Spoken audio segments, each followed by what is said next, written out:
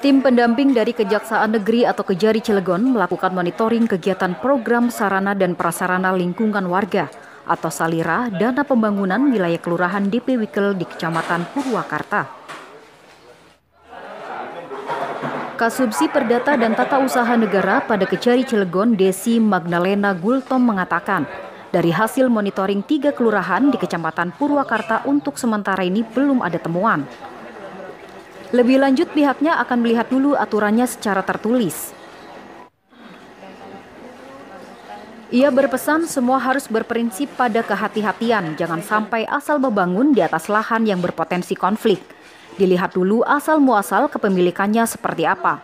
Karena kegiatan Salira ini bukan hanya bersifat sementara, namun bersifat berkepanjangan yang manfaatnya dapat dirasakan oleh masyarakat.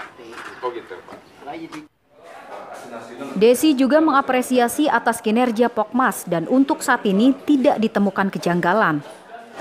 Sejauh ini kita di lokasi terakhir dari 3 Salira ya, kegiatan Salira yang kita monitoring khusus Kecamatan Purwakarta, belum ada temuan, tapi nanti kita akan cross-check terlebih dahulu terkait adanya pemberian lahan dari warga yang memiliki jangka waktu.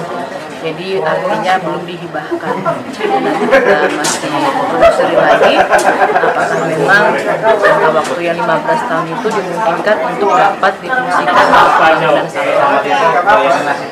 Kalau untuk temuan belum ada saat ini, dan pembangunan Saliranya juga yang tadi kita tinjau pagar makan itu sesuai dengan pekerjaannya dan bagus. Terkait mengenai administrasinya yang masih rancu ya, karena sepemahaman saya juga kalau Salira itu hanya bersifat hibah dalam arti yang tidak memiliki jangka waktu. Nah, kalau di sini memiliki jangka waktu 15 tahun, nanti kita coba cek lagi data-datanya seperti apa, apakah memang dimungkinkan untuk pembangunannya atau nanti bersifat perpanjangan hak pakainya lahan dari warga. Untuk sementara masih kita lihat dulu aturannya secara tertulis.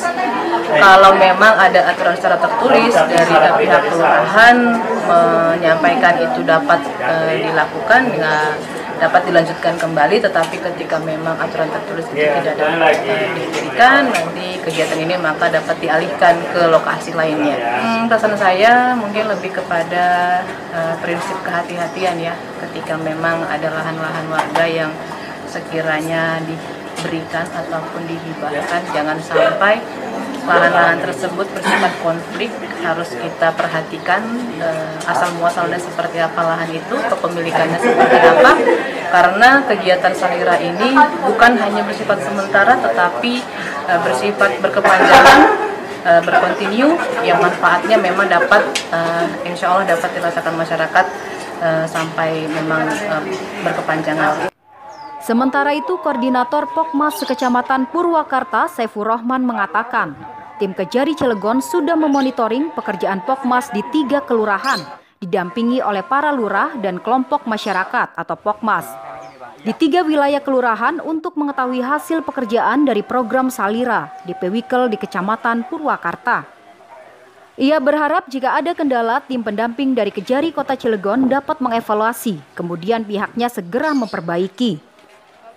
Secara keseluruhan untuk Kecamatan Purwakarta kurang lebih 50%, karena memang satu kelurahan sudah selesai 100%, yaitu Kelurahan Purwakarta.